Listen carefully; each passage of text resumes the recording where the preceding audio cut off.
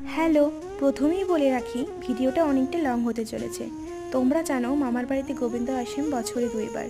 আচ্ছা, তোমাদের মনে হয়নি গোবিন্দর পাশে 2 রাধারানী কেন রয়েছেন? এর পিছনে অনেক পৌরাণিক কাহিনী আছে। আজকে এই ভিডিওতে তোমাদের সাথে সব কিছু শেয়ার করব।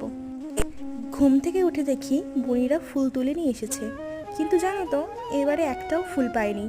প্রত্যেকবার এক ঝাঁকি করে ফুল পায়। আর এটা হলো আমার দিদা। জানো তো মামার বাড়ি গেলে দিদার পুজোর আওয়াজে আমার ঘুম ভাঙে।